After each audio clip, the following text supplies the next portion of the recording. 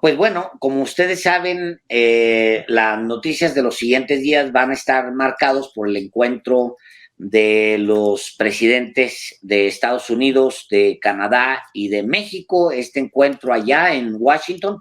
Habrá también, además, encuentros individuales, Álvaro, que creo que van a ser muy, muy útiles para que los presidentes traten temas en corto. Sobre todo creo que va a haber temas que les inquietan, y está bien a los presidentes de cada uno de los países sobre sus respectivos países y la vecindad. Pero fíjate que es interesante, señor Delgado, que cómo llegan los presidentes de estas tres naciones, cómo llegan con respecto a sus al interior de sus propios popular. países. Exacto, en respaldo popular. El presidente ha citado una encuesta y creo que es de las únicas que son globales, que es exactamente esa que está viendo usted en pantalla, que se llama Morning Consult, así es como se llama, Morning Consult. Y pues hace las mediciones, el que es un fenómeno, nada más que López Obrador se dieron un quién vive allá por el mes de octubre, Álvaro. Casi se cruzan, se volvieron a separar un poco, pero casi se cruzan Modi de la India y López Obrador. Con eso digo que pues López Obrador está como el segundo mejor calificado. Pero ¿cómo llegan, señor Delgado? ¿Cómo es que llegan los tres presidentes? Bueno, sí, efectivamente, es que es algo muy relevante, Alejandro. Si quieres, ahorita explicas justamente esta encuesta, que es muy interesante porque mide a presidentes, varios presidentes del mundo, entre ellos sí, a los tres que se reunirán allá en Estados Unidos, así en Washington, es. A Joe Biden, el anfitrión, a Justin Trudeau, primer ministro de Canadá, y al presidente Andrés Manuel López Obrador. Y creo que a los de Estados Unidos y Canadá, pues no traen muy buenas cifras, que digamos. Así es, mira, la aprobación de Joe Biden al día de hoy, con el último corte de esta encuesta internacional, Joe Biden trae una aprobación del 44%. La desaprobación es mayor, Álvaro, 49%. ¿Sí? Bueno, pues te sorprenderá saber que Trudeau y Biden están empatados, casi empatados para mal, porque Justin Trudeau trae una aprobación de 45, apenas un puntito arriba de Biden, pero la desaprobación es exactamente la misma. Reporta esta encuestadora, Morning Consult, reporta una desaprobación de 49% que se repite en ambos, en Biden y en Trudeau. Y el presidente López Obrador llega con una aprobación, llega con la mayor aprobación de cualquiera de ellos, pero con una de las mayores aprobaciones a nivel mundial, de acuerdo con esta encuesta. Dice la encuesta que AMLO llega con 65 puntos, 65 puntos de aprobación, y la desaprobación es poca, es de 26%, Álvaro. Sí. Pues es una aprobación altísima.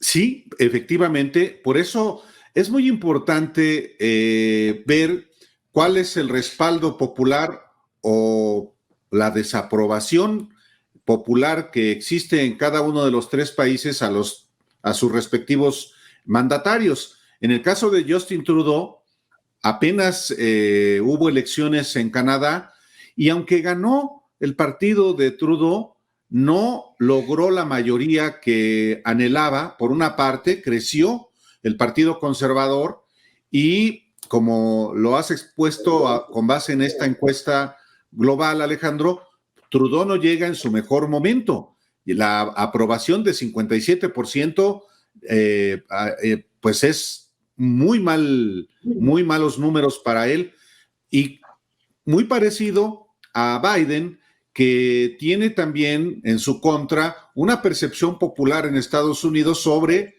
el problema económico y de manera particular la inflación, que era un tema que tú ayer mismo, justamente al iniciar los periodistas, puntualizabas.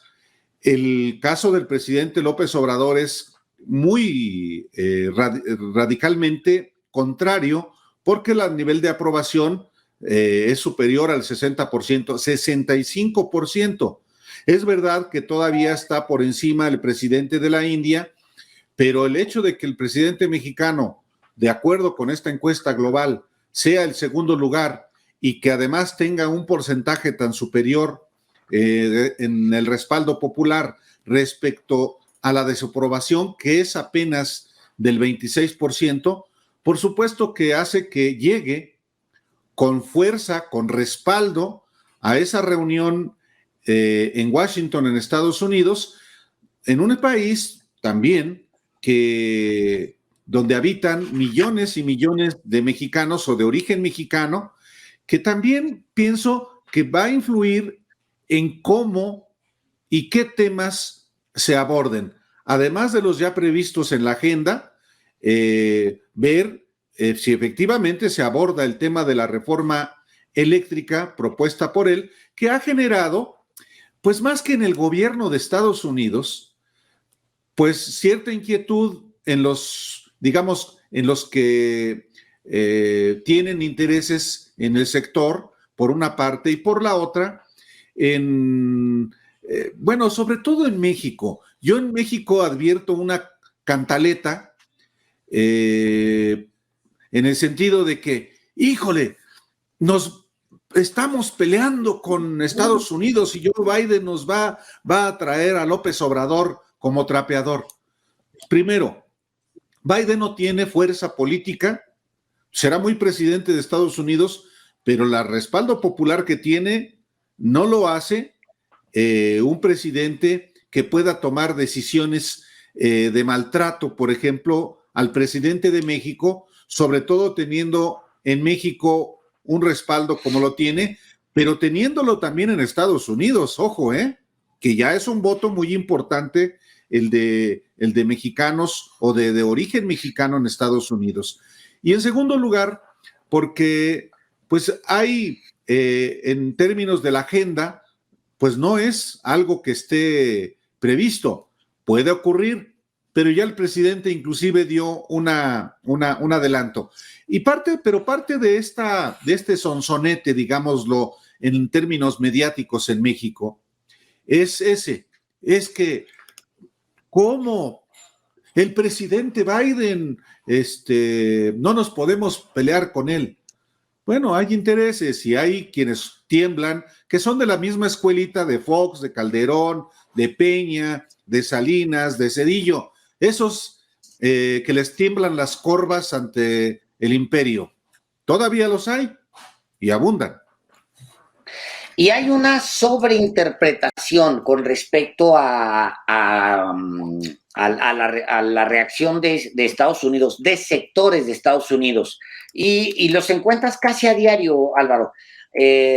Dice, declara un senador o declara un concejal por ahí o declara cualquier otro que son además opositores de Biden y que lo hacen con el propósito interno, doméstico, de provocar a Biden, de decirle, pues, ¿cómo es posible que no regañes a López Obrador por este tema o por aquel? Sobre todo los de Miami y los de Texas, que son muy bravitos, porque también responden a electorados locales. Habla uno de esos y es la principal de todos los periódicos. Ahora mismo veo, por ejemplo, fíjate, lo estoy diciendo sin haberlo señalado antes, pero abrí así por default y veo de principal está un senador, es la principal del periódico Reforma en este momento. Digo, no lo critico, pues es un periódico identificado con los intereses patronales, está bien, pues se vale, pues se puede hacer. En su agenda. Pero su agenda, y ahí está, es un tema es un senador diciéndole a la administración Biden que debe ser agresivos, es la palabra, lo único que cambia es el término agresivos, que sean agresivos con respecto a López Obrador. Bueno, déjame decirte, Álvaro, que el día 3 de este mes, el día 3 de noviembre, el embajador de Estados Unidos, Ken Salazar, decía que estaba preocupado por la reforma eléctrica. Dice, quiero aprender más sobre el ímpetu de la reforma constitucional, es lo que dice él. Expresé serias preocupaciones de Estados Unidos. Es lo que dice, lo que comparte Ken Salazar. Eso el día 3. 2 días después le responden, por supuesto, le responde Ebrard, le dice, oiga, espérenme, déjenme, les explicamos de qué se trata la reforma eléctrica.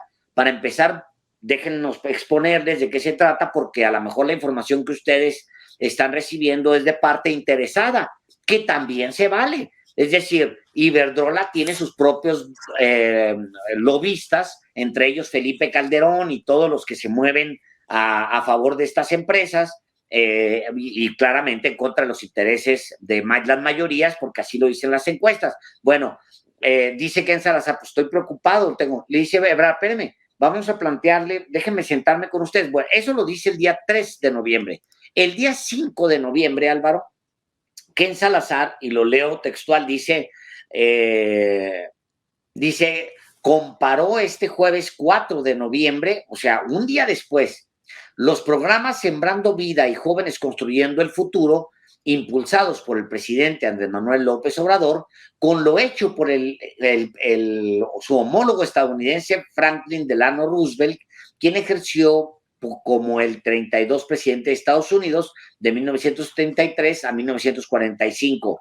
Cuando veo Sembrando Vida y Jóvenes Construyendo el Futuro, veo los programas que un presidente grande de nosotros, que celebramos yo y el presidente Biden y el presidente Obama, era Franklin Delano Roosevelt. Eso es lo que dice Ken Salazar en una plática con jóvenes del Observatorio de Relaciones Bilaterales México-Estados Unidos de la Universidad Nacional Autónoma de México. Es decir, tampoco es que haya un planteamiento así de que va a haber ruptura y hay que hincarse ante el imperio porque ya están amenazando con invadir, al menos van a invadir Tijuana. Pues no es así, hombre. Hay una posición de preocupación porque, pues, cuando se escucha alguna de las partes, tiene intereses y se vale, no es que esté mal.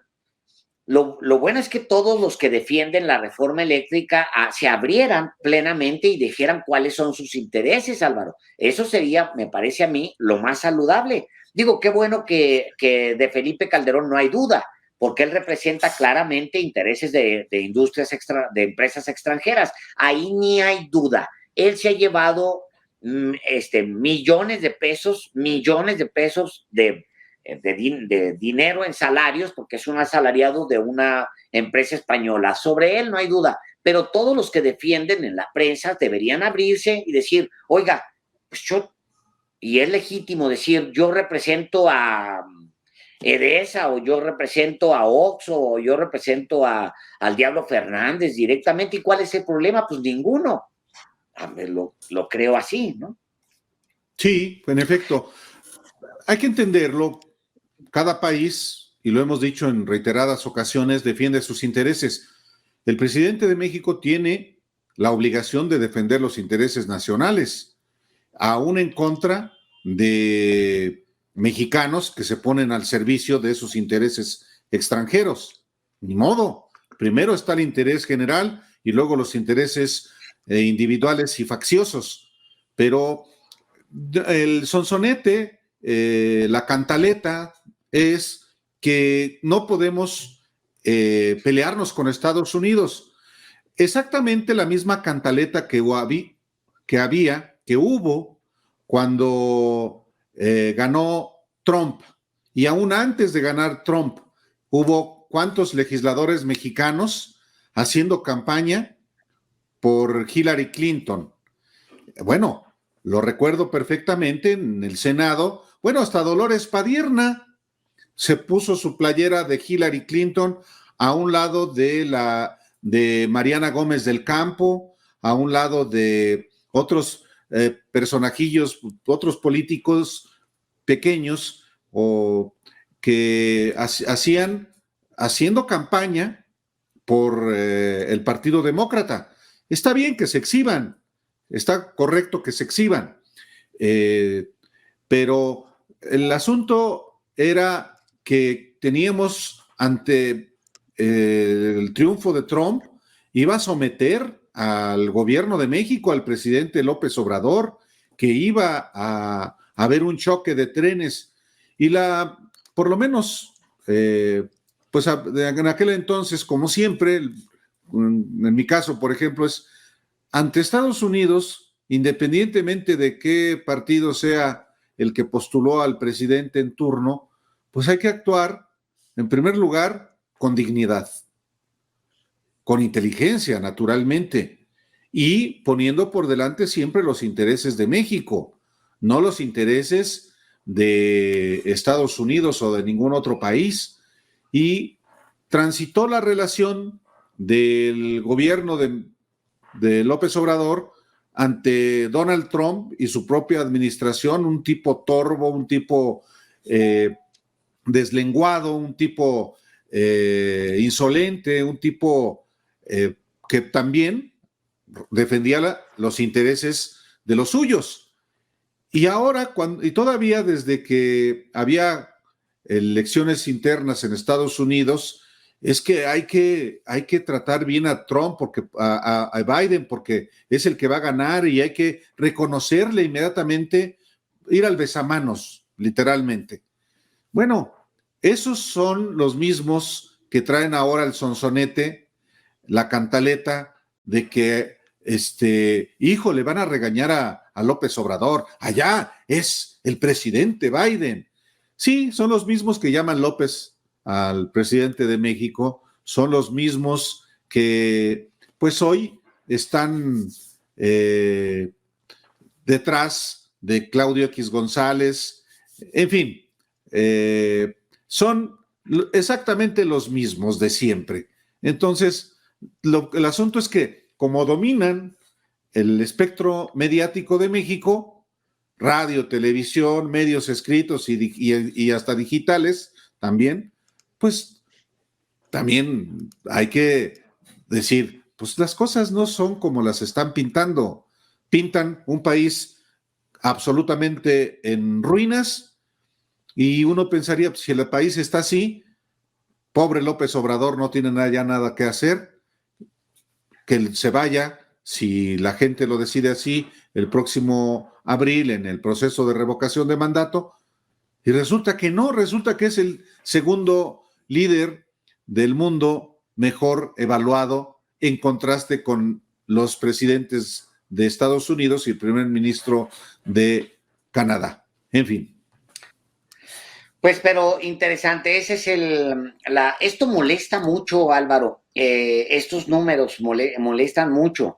Claro. Los números de aprobación generan mucha molestia, sobre todo entre los que quisieran que no le funcionara a López Obrador, ni las políticas, independientemente de, no importa México, hombre, no, a muchos no les importa México, es que no le funciona a López Obrador y que se hunda el país, él da exactamente lo mismo, no importa.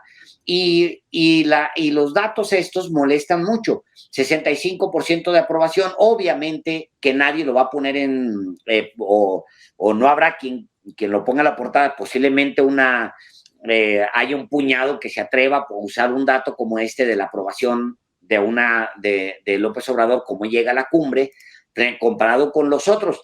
Pero hoy, fíjate, curiosamente, Álvaro me llamó mucho la atención, luego lo comparé el dato con el que publica el Economista, Álvaro.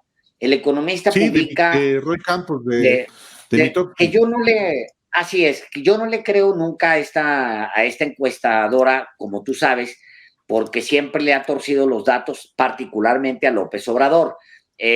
Ahora mira, esta que le tuerce los datos siempre a López Obrador, se los ha torcido, ve los datos que trae, 65%. Es más, de hecho, trae más arriba Mitofsky, siendo quien es, que le ha servido a todos le ha servido a PRI, le ha servido a PAN, le ha servido a los presidentes y le ha servido sobre todo a los argumentos de Televisa.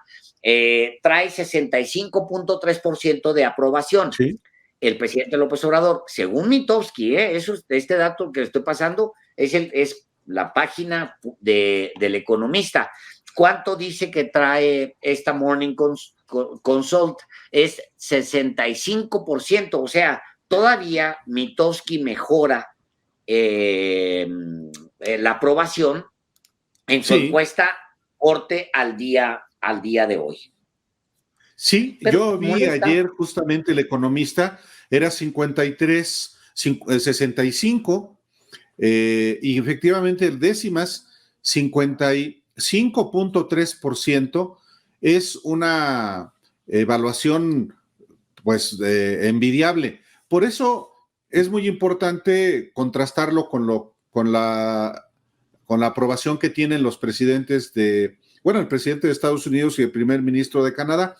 Ahora, también es verdad, Alejandro, que la narrativa de la oposición tiene que ser en el sentido, así lo aconsejan los consultores, que sea de absoluto contraste. Es decir, un opositor menos con el perfil de los que encabeza Claudio X González, no pueden reconocer absolutamente nada. Entonces, el discurso, la narrativa opositora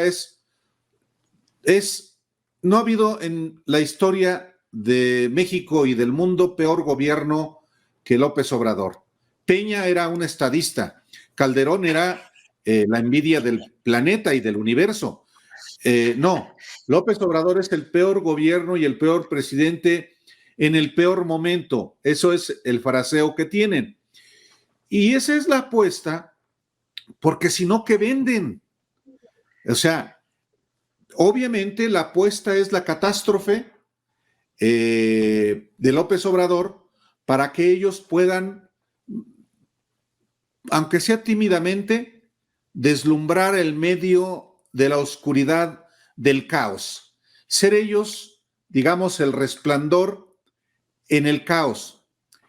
El problema es que la realidad fuera de las oficinas corporativas y fuera de los restaurantes y fuera de las salas de juntas donde se miden muchas veces o se diseñan ciertas estrategias, pues es una realidad absolutamente distinta, sobre todo a nivel de piso, a nivel de calle. Y aquellos hombres, sobre todo los que cobran, los que aconsejan, los que son los cerebros de las estrategias, los que se hacen ricos en dólares, pues son los que les dicen, es que si hacemos esto, les va a ir bien. Y son tan distantes esas interpretaciones de la realidad misma que chocan. Yo creo que la oposición en México, en el mundo, ahora y siempre, por supuesto que tiene que asumir un papel de oponerse, ese es su trabajo. El problema es que muchas veces oponerse ante a la realidad misma frustra y conduce a derrotas inevitables. Yo creo que al final de cuentas, si hay quien trabaja en contacto con la gente representando sus causas, puede tener la recompensa de que haya un respaldo a ese proyecto. Y creo que hay un sector importante de mexicanos que respalda, que no está de acuerdo con el proyecto de gobierno del presidente López Obrador, y eso es normal en una democracia. El problema es que creo que parafraseando a los opositores, hay la peor oposición en los mejores momentos para sus intereses, digámoslo de esta manera.